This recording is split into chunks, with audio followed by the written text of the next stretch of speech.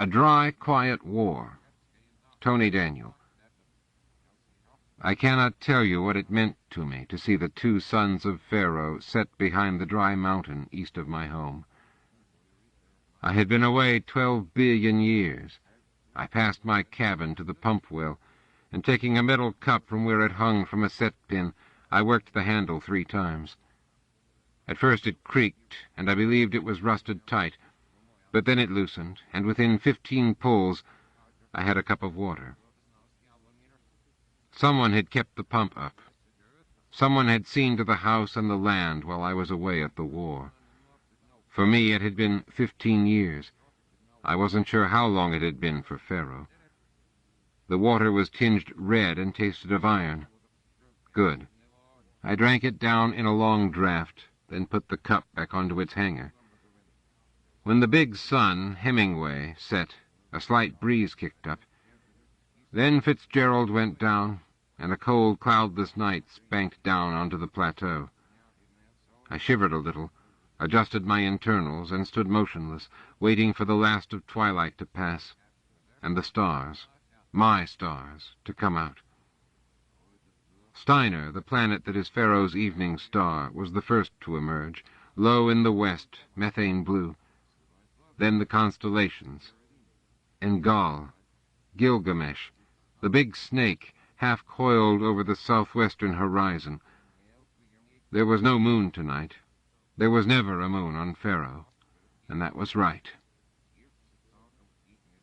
After a time I walked to the house, climbed up the porch, and the house recognized me and turned on the lights. I went inside. The place was dusty, the furniture covered with sheets, but there were no signs of rats or gingers, and all seemed in repair. I sighed, blinked, tried to feel something. Too early, probably.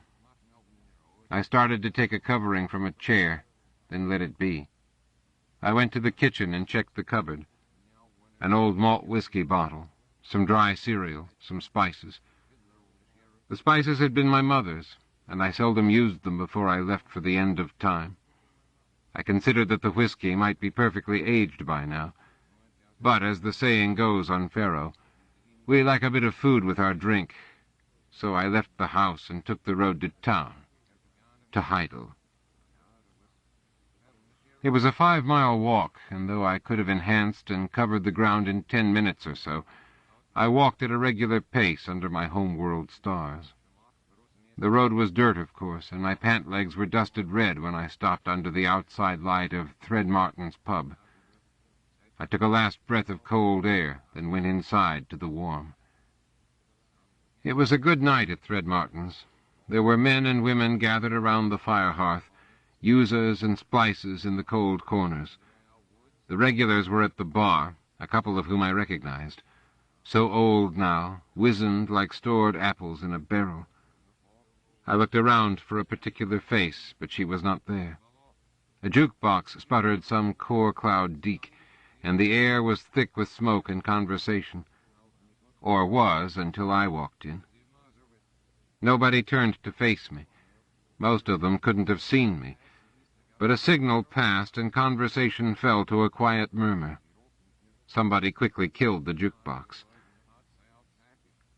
I blinked up an internals menu into my peripheral vision and adjusted to the room's temperature. Then I went to the edge of the bar. The room got even quieter. The bartender, old Threadmartin himself, reluctantly came over to me. "What can I do for you, sir?" he asked me. I looked over him, to the selection of bottles, tubes, and cans on display behind him. "I don't see it," I said. "Eh?"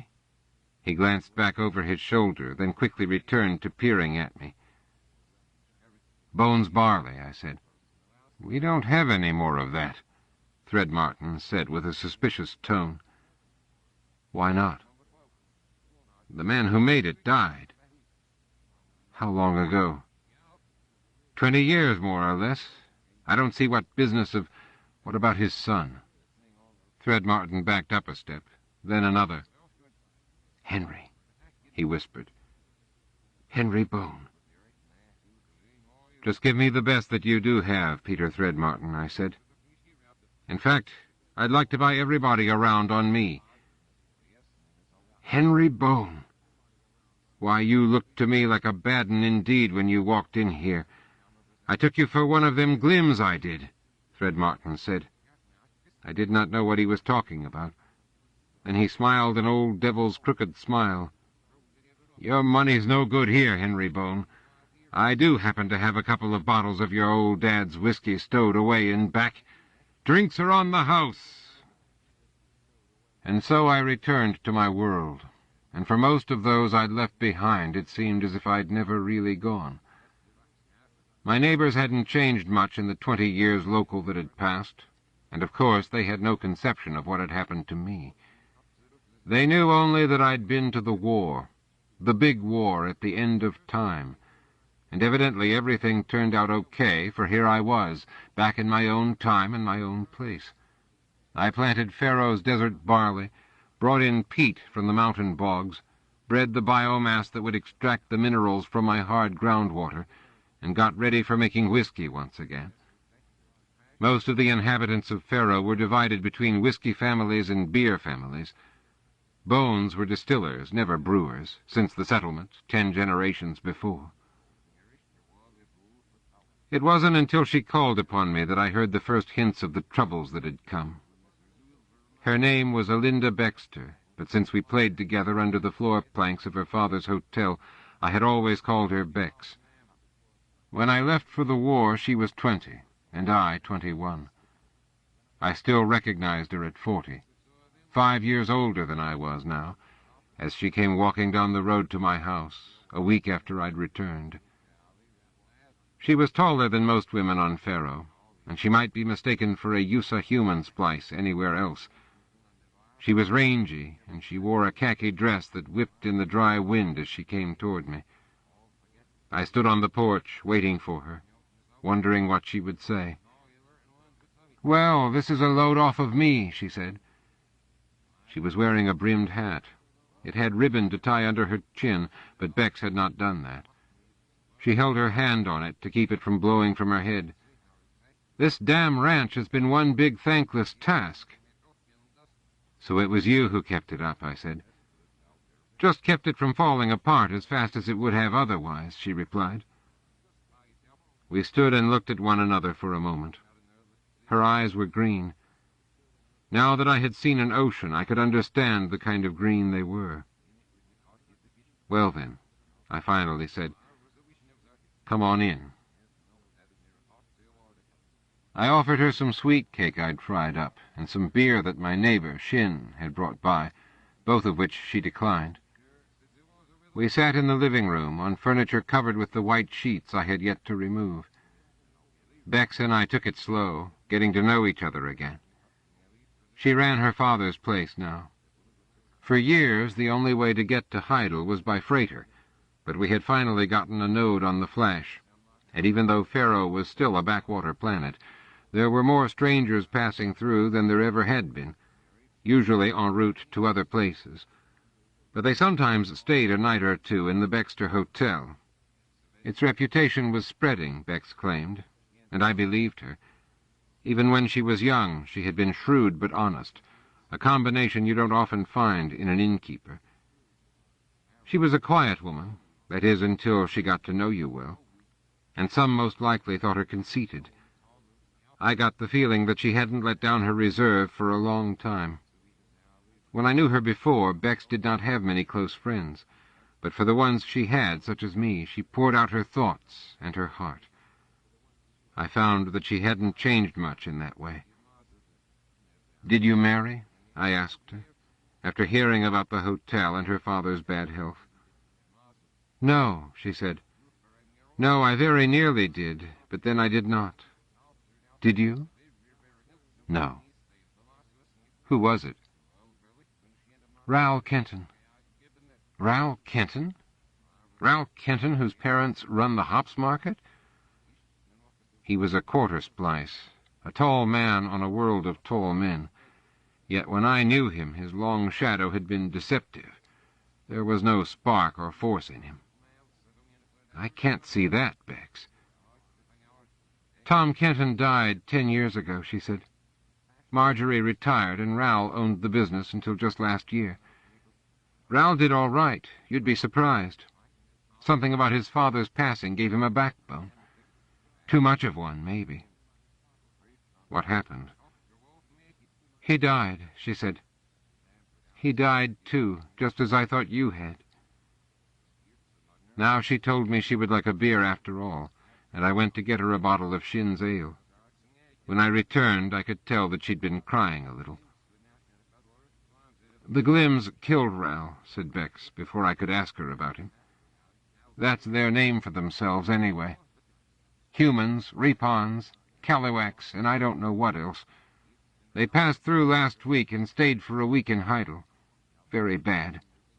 They made my father give over the whole hotel to them, and then they had a trial, they called it. Every house was called and made to pay a tithe. The Glimms decided how much. Ral refused to pay.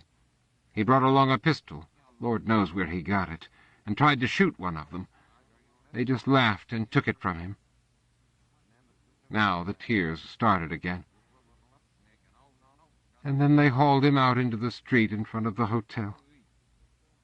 Bex took a moment and got control of herself. They burnt him up with a pea gun. Burned his legs off first, then his arms, then the rest of him after they'd let him lie there a while. There wasn't a trace of him after that. We couldn't even bury him. I couldn't take her to me, hold her, not after she'd told me about Ral. Needing something to do, I took some tangled bandwood from the tinder box and struggled to get a fire going from the burnt-down coals in my hearth. I blew into the fireplace and only got a noseful of ashes for my trouble.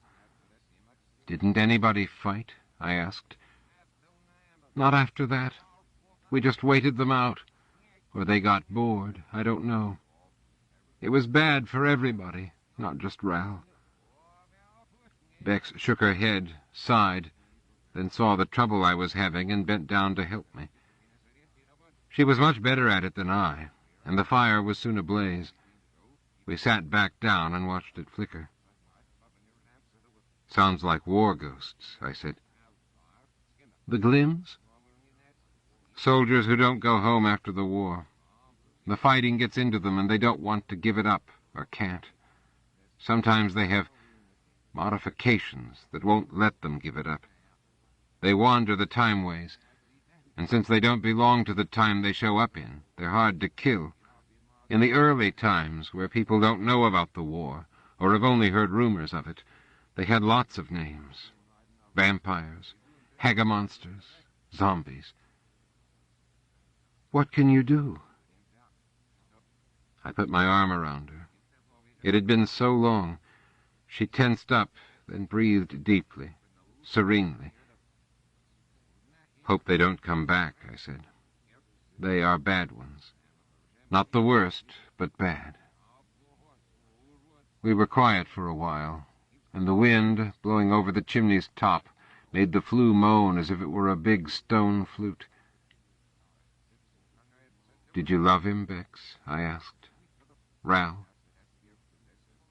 She didn't even hesitate in her answer this time. "Of course not, Henry Bone. How could you ever think such a thing? I was waiting to catch up with you. Now, tell me about the future." And so I drew away from her for a while and told her, part of it at least, about how there is not enough dark matter to pull the cosmos back together again, not enough mass to undulate in an eternal cycle. Instead, there is an end, and all the stars are either dead or dying, and all that there is nothing but dim night. I told her about the twilight armies gathered there, culled from all times, all places, creatures, presences, machines, weapons fighting galaxy to galaxy, system to system, fighting until the critical point is reached, when entropy flows no more, but pools in endless, stagnant pools of nothing. No light, no heat, no effect, and the universe is dead, and so those who remain inherit the dark field. They win. "And did you win?" she asked me, "if that's the word for it." The suns were going down. Instead of answering, I went outside to the woodpile and brought in enough bandwood to fuel the fire for the night. I thought maybe she would forget what she'd asked me, but not Bex. "How does the war end, Henry?" "You must never ask me that." I spoke the words carefully, making sure I was giving away nothing in my reply. Every time a returning soldier tells that answer, he changes everything. Then he has two choices.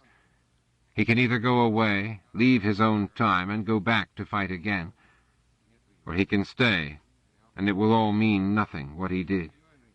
Not just who won and who lost, but all the things he did in the war spin off into nothing. Bex thought about this for a while. "What could it matter? What in God's name could be worth fighting for?" she finally asked. "Time ends. Nothing matters after that. What could it possibly matter who won? Who wins?" "It means you can go back home," I said, "after it's over." "I don't understand." I shook my head and was silent. I had said enough. There was no way to tell her more in any case, not without changing things, and no way to say what it was that had brought those forces together at the end of everything. And what the hell do I know, even now? All I know is what I was told, and what I was trained to do. If we don't fight at the end, there won't be a beginning. For there to be people, there has to be a war to fight at the end of things. We live in that kind of universe, and not another, they told me. They told me, and then I told myself. And I did what I had to do so that it would be over, and I could go home. Come back. "Bex, I never forgot you," I said. She came to sit with me by the fire. We didn't touch at first, but I felt her next to me, breathed the flush of her skin as the fire warmed her. Then she ran her hand along my arm, felt the bumps from the operational enhancements. "What have they done to you?" she whispered. Unbidden, the old words of the Skyfaller's scream, the words that were yet to be, surfaced in my mind. They sucked down my heart to a little black hole. You cannot stab me. They wrote down my brain on a hard knot of space. You cannot turn me. Icicle spike from the eye of a star. I've come to kill you. I almost spoke them, from sheer habit, but I did not. The war was over. Bex was here, and I knew it was over. I was going to feel something once again, something besides guile, hate, and rage. I didn't yet, that was true, but I could feel the possibility. "I don't really breathe anymore, Bex. I pretend to so I won't put people off," I told her. "It's been so long I can't even remember what it was like to have to." Bex kissed me then. At first I didn't remember how to do that either, and then I did. I added wood to the fire, then ran my hand along Bex's neck and shoulder. Her skin had the health of youth still, but years in the sun and wind had made a supple leather of it, tanned and grained fine. We took the sheet from the couch and pulled it near to the warmth, and she drew me down to her on it, to her neck and breasts. "Did they leave enough of you for me?" she whispered. I had not known until now. "Yes," I answered. "There's enough." I found my way inside her, and we made love slowly, in a way that might seem sad to any others but us. But there were memories and years of longing that flowed from us, around us, like amber just at the melting point. And we were inside, and there was nothing but this present, with all of what was, and what would be, already past. No time.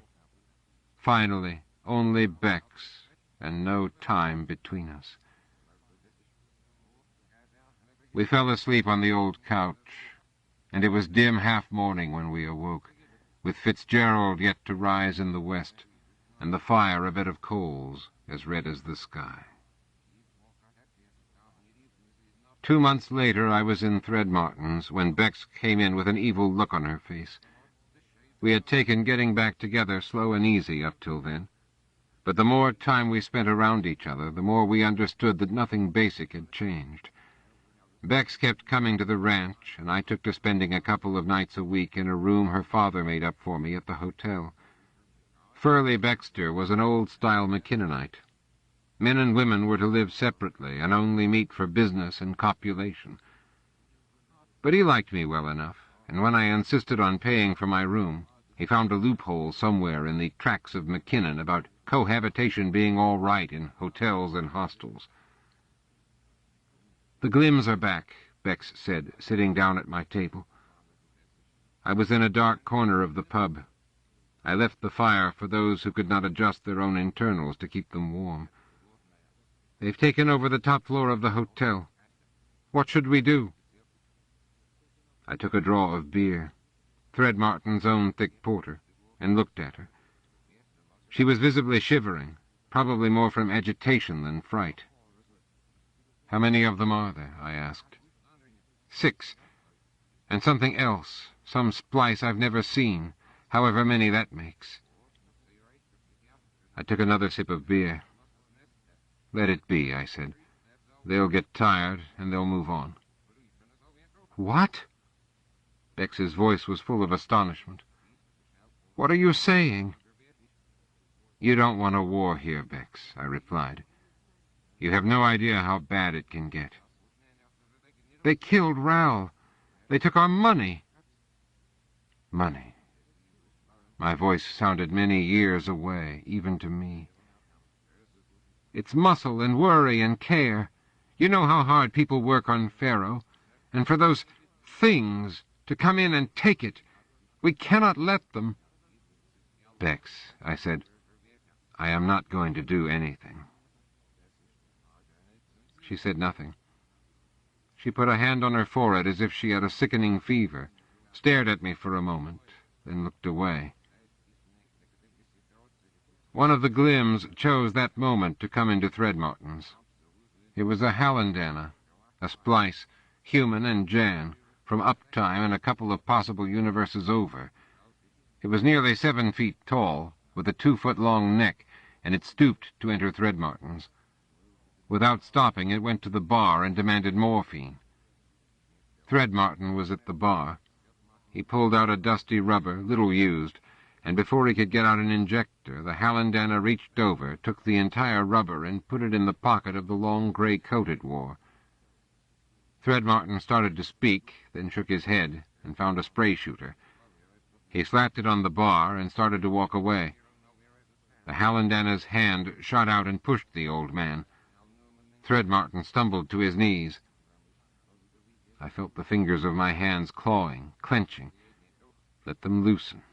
Let them go. Threadmartin rose slowly to one knee.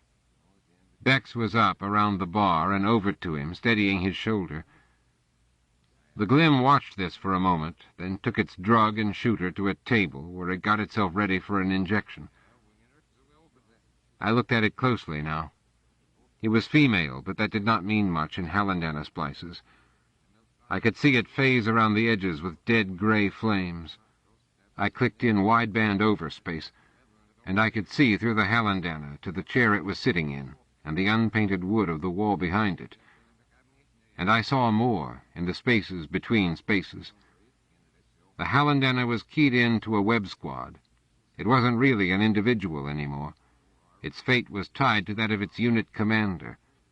So the war ghosts, the Glims, were a renegade squad, most likely, with a single leader calling the shots.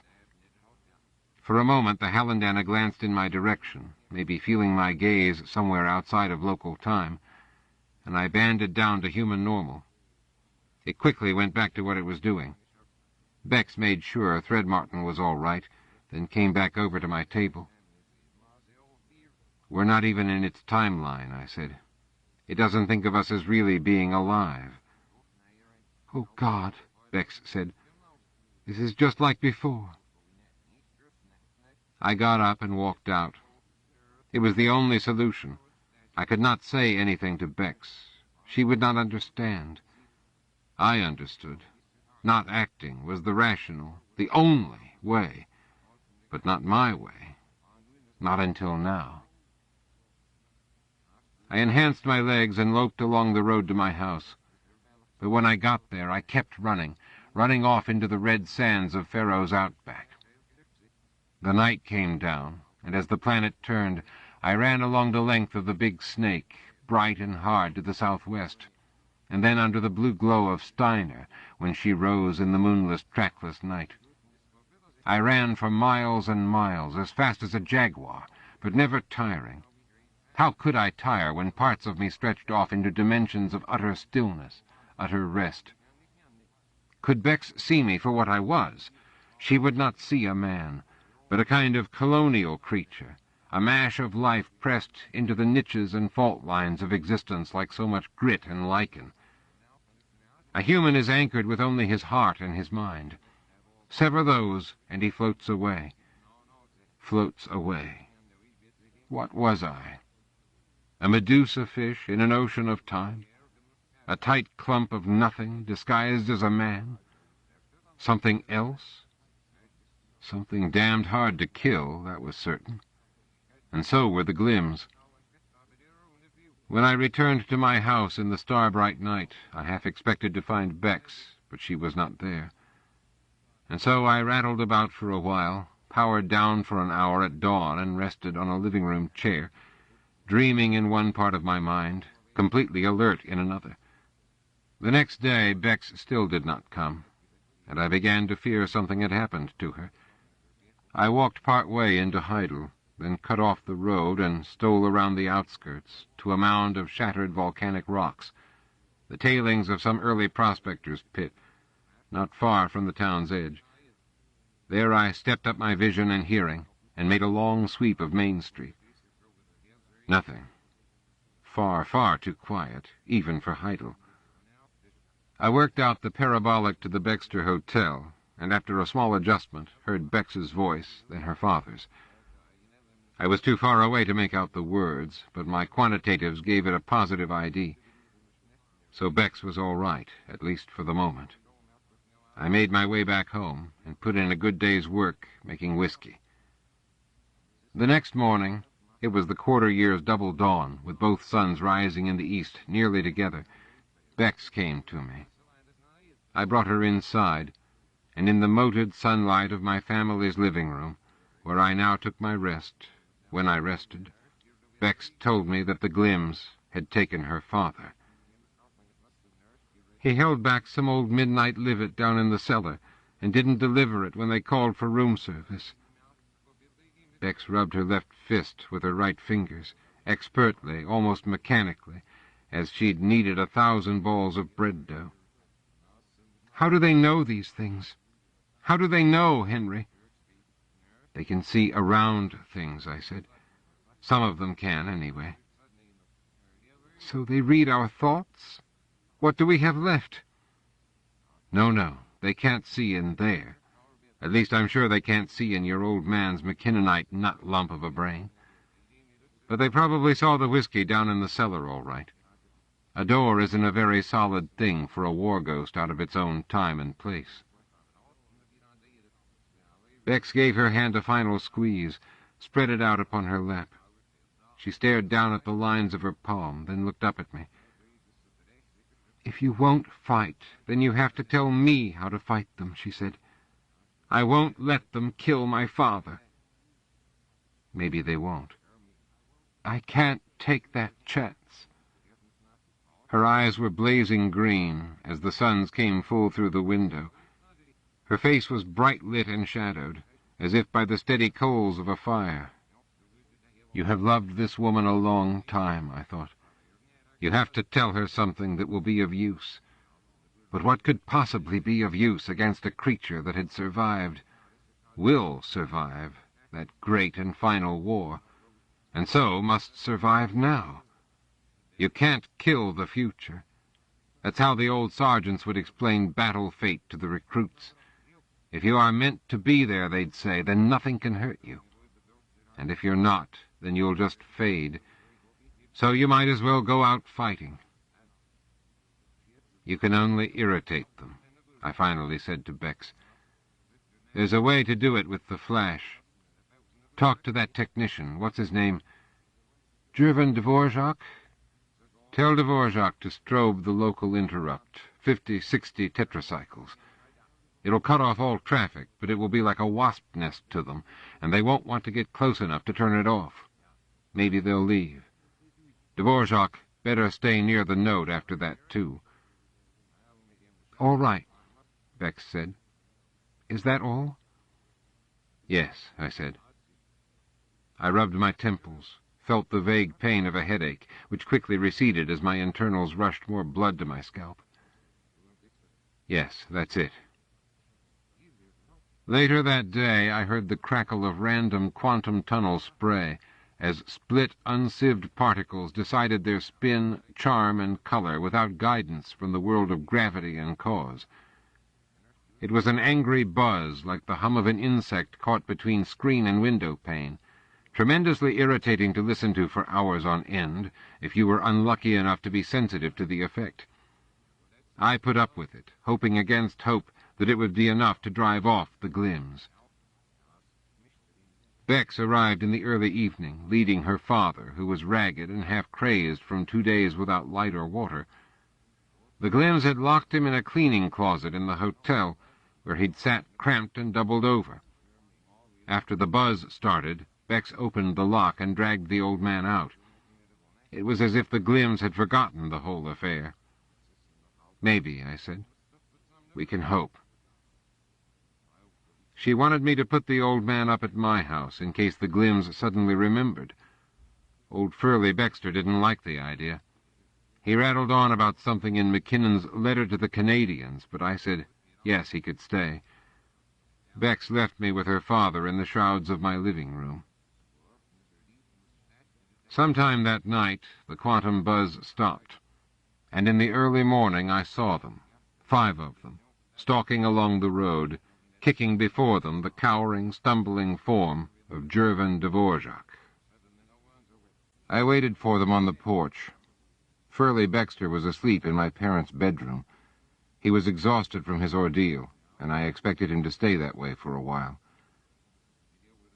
When they came into the yard, Dvorak ran to the pump and held to the handle as if it were a branch suspending him over a bottomless chasm. And for him it was. They'd broken his mind and given him a dream of dying, soon to be replaced by reality, I suspected, and no pump-handle hope of salvation. Their leader, or the one who did the talking, was human-looking. I'd have to band out to make a full ID, and I didn't want to give anything away for the moment. He saved me the trouble by telling me himself. "My name's Marek," he said. "Come from a D-line not far down time from here." I nodded, squinting into the red brightness reflected off my hardpan yard. "We're just here for a good time," the human continued. "What you want to spoil that for?" I didn't say anything for a moment. One of Marek's gang spat into the dryness of my dirt. "Go ahead and have it," I said. "All right," Marek said. He turned to Dvorak, then pulled out a weapon. Not really a weapon, though, for it is the tool of behind-the-lines enforcers, prison interrogators, confession extractors. It's called an algorithmic truncheon, a trunch in the parlance. A trunch, used at full load, will strip the myelin sheath from axons and dendrites. It will burn up a man's nerves as if they were fuses. It is a way to kill with horrible pain. Marek walked over and touched the trunch to the leg of Dvorak, as if he were lighting a bonfire. The flash technician began to shiver, and then to seethe, like a teapot coming to boil. The motion traveled up his legs, into his chest, out his arms. His neck began to writhe, as if the corded muscles were so many snakes. Then Dvorak's brain burned, as a teapot will when all the water has run out and there is nothing but flame against hot metal. And then Dvorak screamed. He screamed for a long, long time, and then he died, crumpled and spent, on the ground in front of my house. "I don't know you," Marek said, standing over Dvorak's body and looking up at me. "I know what you are, but I can't get a read on who you are, and that worries me," he said. He kicked at one of the flash tech's twisted arms. "But now you know me." "Get off my land," I said. I looked at him without heat. Maybe I felt nothing inside either. That uncertainty had been my companion for a long time, my grim companion. Marek studied me for a moment. If I kept his attention, he might not look around me, look inside the house, to find his other fun, Furley Baxter, half dead from Marek's amusements. Marek turned to the others. "We're going," he said to them. "We've done what we came for." They turned around and left by the road on which they'd come, the only road there was. After a while, I took Dvorak's body to a low hill and dug him a grave there. I set up a sandstone marker, and since I knew Dvorak came from Catholic people, I scratched into the stone the sign of the cross. Jesus from the Milky Way. Another glim. Hard to kill. It took old man Baxter only a week or so to fully recover. I should have known, by knowing Bex, that he was made of a tougher grit. He began to putter around the house, helping me out where he could, although I ran a tidy one-man operation, and he was more in the way than anything. Bex risked a trip out once that week. Her father again insisted he was going back into town, but Bex told him the Glims were looking for him. So far, she'd managed to convince them that she had no idea where he'd gotten to. I was running low on food and supplies and had to go into town the following first day. I picked up a good backpack load at the Mercantile and some chemicals for treating the peat at the druggist, then risked a quick look-in on Bex. A sign on the desk told all that they could find her at Threadmartin's, taking her lunch, should they want her. I walked across the street, set my load down just inside Threadmartin's door, in the cloakroom, then passed through the entrance into the afternoon dank of the pub. I immediately sensed glims all around, and hunched myself in, both mentally and physically. I saw Bex in her usual corner, and walked toward her across the room. As I stepped beside a table in the pub's middle, a glim, it was the Hallandana, stuck out a long, hairy leg. Almost I tripped, and in that instant I almost did the natural thing and cast about for some hold that was not present in the three-dimensional world. But I did not. I caught myself, came to a dead stop, then carefully walked around the glim's outstretched leg. "Mind if I sit down?" I said as I reached Bex's table. She nodded toward a free chair. She was finishing a beer, and an empty glass stood beside it. Threadmartin usually had the tables clear as soon as the last drop left a mug. Bex was drinking fast. Why? Working up her courage, perhaps? I lowered myself into the chair, and for a long time neither of us said anything to the other. Bex finished her beer. Threadmartin appeared, looked curiously at the two empty mugs. Bex signaled for another, and I ordered my own whiskey. "How's the ranch?" she finally asked me. Her face was flush, and her lips trembled slightly. She was angry, I decided. At me, at the situation. It was understandable. Completely understandable. "Fine," I said. "The ranch is fine." "Good." Again, a long silence.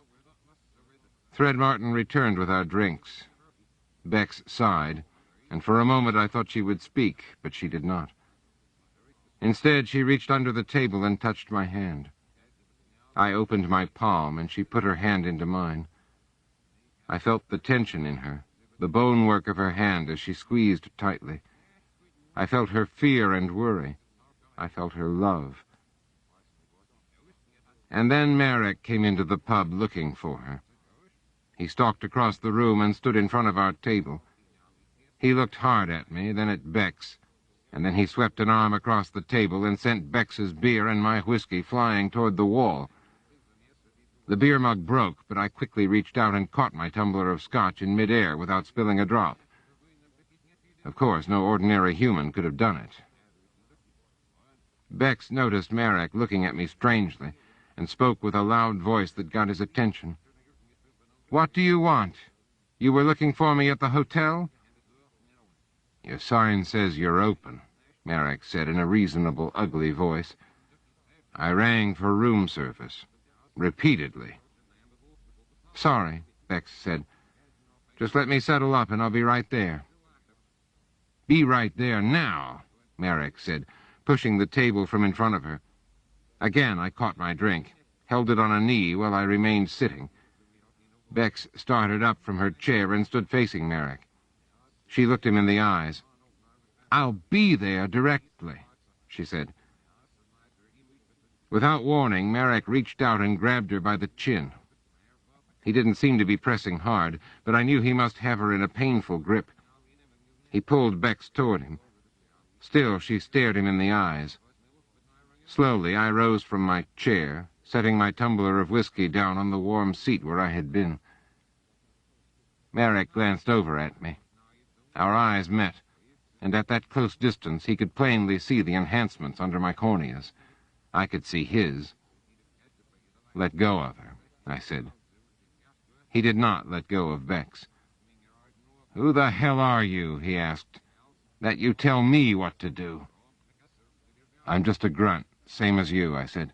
"Let go of her." The Hallandana had risen from its chair and was soon standing behind Marek. She growled mean and low.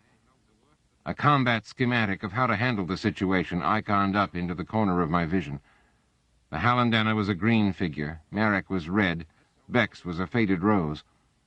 I blinked once to enlarge it, studied it in a fractional second, blinked again to close it down. Marek let go of Bex. She stumbled back, hurt and mad, rubbing her chin. "I don't think we've got a grunt here," Marek said. Perhaps to the Hallandana, or to himself, but looking at me. "I think we've got us a genuine sky-falling space marine." The Hallandana's growl grew deeper and louder, filling ultra and subsonic frequencies. "How many systems did you take out, Skyfaller?" Marek asked. "A couple of galaxies worth?"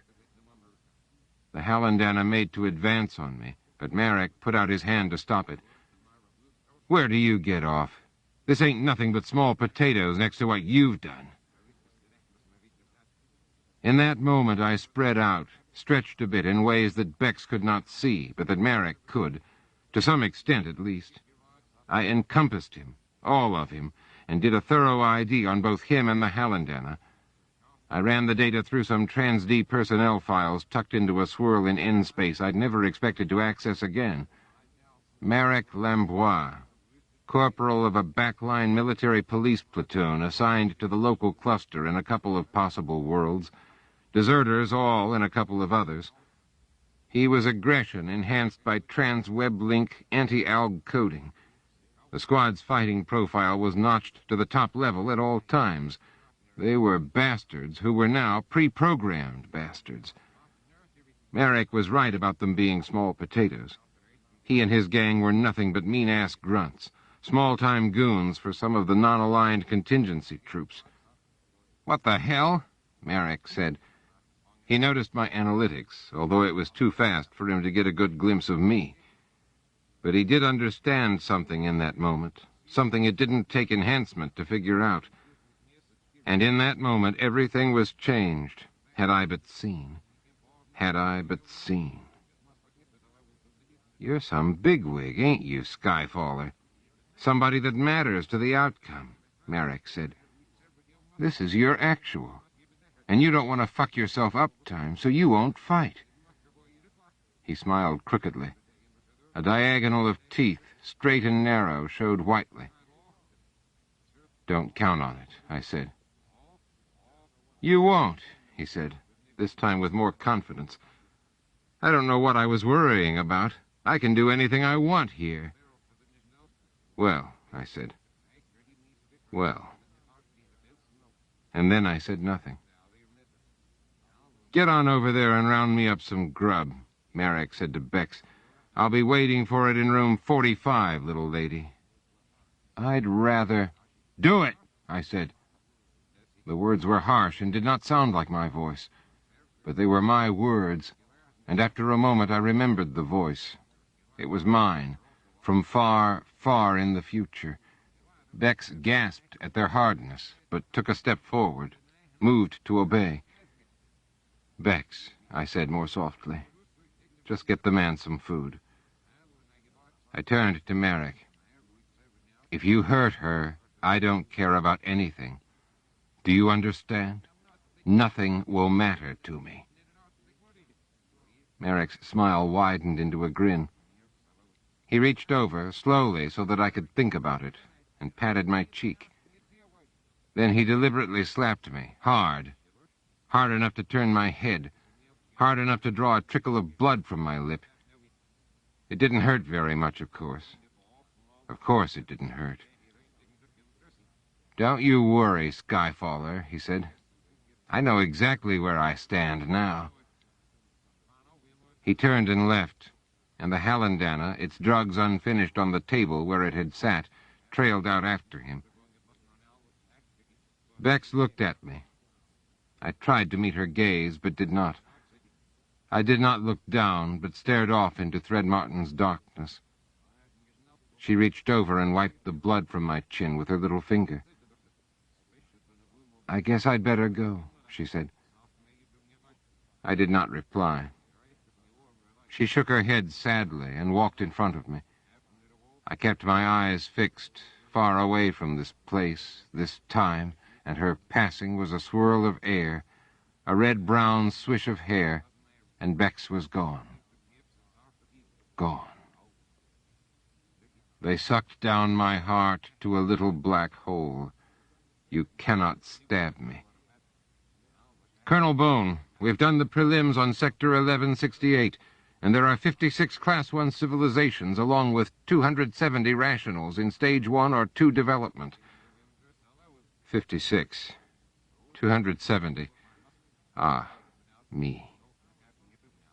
Colonel, sir, we can evac over half of them within 36 hours local, and have to defend them in the Transcendent.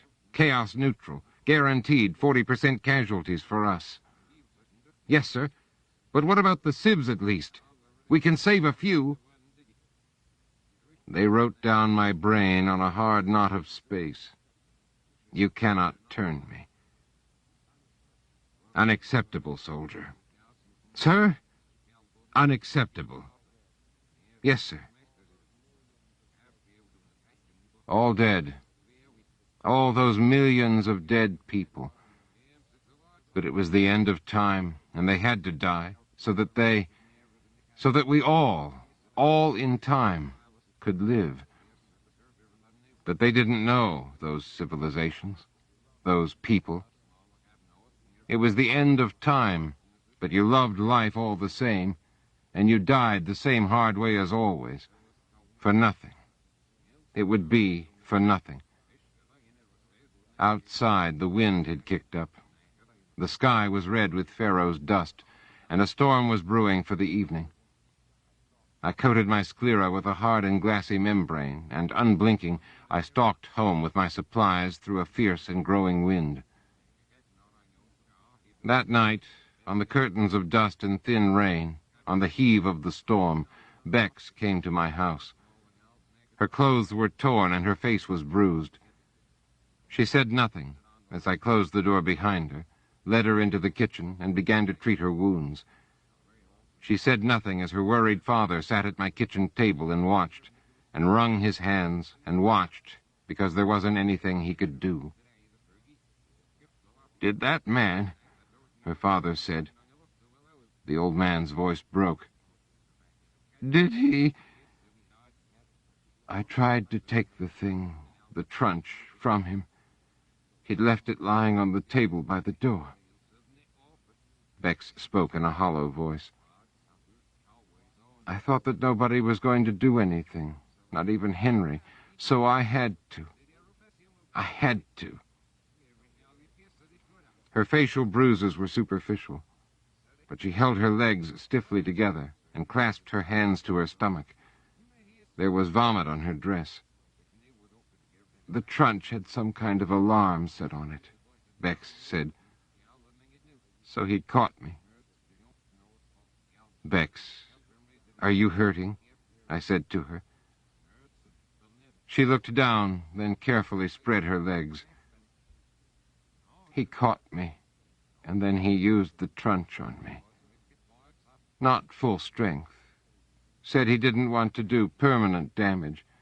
Said he wanted to save me for later." Her voice sounded far away. She covered her face with her hands. "He put it in me," she said.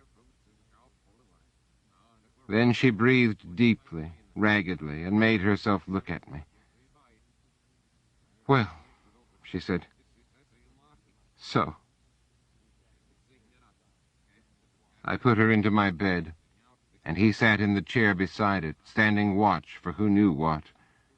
He could not defend his daughter, but he must try, as surely as the suns rose, now growing farther apart, over the hard pack of my home-world desert. Everything was changed. "Bex," I said to her, and touched her forehead, touched her fine brown skin. "Bex, in the future, we won. I won. My command won it. Really, really big. That's why we're here. That's why we're all here." Bex's eyes were closed. I could not tell if she'd already fallen asleep. I hoped she had. "I have to take care of some business, and then I'll do it again," I said in a whisper. "I'll just have to go back up time and do it again." Between the first and second rising, I'd reached Heidel, and as Hemingway burned red through the storm's dusty leavings, I stood in the shadows of the entrance foyer of the Baxter Hotel. There I waited. The Hallandana was the first up. Like me, they never really slept. And it came down from its room looking, no doubt, to go out and get another rubber of its drug. Instead, it found me. I didn't waste time with the creature. With a quick twist in end space, I pulled it down to the present, down to a local concentration of hate and lust and stupidity that I could kill with a quick thrust into its throat. But I let it live. I showed it myself, all of me, spread out and huge, and I let it fear. "Go and get Marek Lambois," I told it. "Tell him Colonel Bone wants to see him. Colonel Henry Bone of the 8th Sky and Light." "Bone," said the Hallandana. "I thought—" I reached out and grabbed the creature's long neck. This was the Hallandana weak point, and this Hallandana had a ceramic implant as protection. I clicked up the power in my forearm a level and crushed the collar as I might a teacup. The Hallandana's neck carapace shattered to platelets and shards, outlined in fine cracks under its skin. "Don't think," I said. "Tell Marek Lambois to come into the street, and I will let him live." This was untrue, of course, but hope never dies, I'd discovered, even in the hardest of soldiers. But perhaps I'd underestimated Marek. Sometimes I still wonder. He stumbled out, still partly asleep, onto the street. Last night had evidently been a hard and long one. His eyes were a red no detox nano could fully clean up. His skin was the color of paste. "You have something on me," I said. "I cannot abide that." "Colonel Bone," he began, "if I'd knowed it was you—" "Too late for that." "It's never too late. That's what you taught us all when you turned that offensive around, out on the husk, and gave the chaos the what for. I'll just be going. I'll take the gang with me. It's to no purpose, our staying now." "You knew enough yesterday. Enough to leave." I felt the rage, the old rage that was to be once again. "Why did you do that to her?" I asked. "Why did you?" And then I looked into his eyes and saw it there. The quiet desire, beaten down by synthesized emotions, but now triumphant, sadly triumphant. The desire to finally die. Merrick was not the unthinking brute I'd taken him for after all. Too bad for him. I took a step toward Merrick. His instincts made him reach down, go for the trunch. But it was a useless weapon on me. I don't have myelin sheaths on my nerves. I don't have nerves anymore. I have wiring. Merrick realized this was so almost instantly. He dropped the trunch, then turned and ran. I caught him. He tried to fight, but there was never any question of him beating me. That would be absurd. I'm Colonel Bone of the Skyfalling Eighth. I kill so that there might be life. Nobody beats me. It is my fate, and yours too. I caught him by the shoulder, and I looped my other arm around his neck and reined him to me. Not enough to snap anything, just enough to calm him down. He was strong, but had no finesse. Like I said, glims are hard to kill. They're the same as snails in shells in a way, and the trick is to draw them out. Way out. Which is what I did with Merrick. As I held him physically, I caught hold of him, all of him, over there, in the place I can't tell you about, can't describe. The way you do this is by holding a glim still and causing him great suffering, so that they can't withdraw into the deep places. That's what vampire stakes and Roman crosses are all about. And like I told Bex, glims are bad ones, all right. Bad, but not the worst. I am the worst. Icicle spike from the eye of a star. I've come to kill you. I sharpened my nails. Then I plunged them into Merrick's stomach, through the skin, into the twist of his guts. I reached around there and caught hold of something, a piece of intestine. I pulled it out. This I tied to the porch of the Baxter Hotel. Merrick tried to untie himself and pull away. He was staring at his insides, rolled out raw and exposed, and thinking, I don't know what. I haven't died. I don't know what it is like to die. He moaned sickly. His hands fumbled uselessly in the grease and phlegm that coated his very own self. There was no undoing the knots I'd tied, no pushing himself back in. I picked him up, and as he whimpered, I walked down the street with him. His guts trailed out behind us like a pink ribbon. After I'd gotten about 20 feet, I figured this was all he had in him. I dropped him into the street. Hemingway was in the northeast and Fitzgerald directly east. They both shone at different angles on Merrick's crumple and cast crazy, mazy shadows down the length of the street. Colonel Bone, he said. I was tired of his talking. Colonel. I reached into his mouth, past his gnashing teeth, and pulled out his tongue. He reached for it as I extracted it, so I handed it to him. Blood and drool flowed from his mouth and colored the red ground even redder about him. Then, one by one, I broke his arms and legs. Then I broke each of the vertebrae in his backbone, moving up his spinal column with quick pinches. It didn't take long. This is what I did in the world that people can see. In the twists of other times and spaces, I did similar things, horrible, irrevocable things to the man. I killed him. I killed him in such a way that he would never come to life again. Not in any possible place, not in any possible time. I wiped Marek Lambois from existence, thoroughly.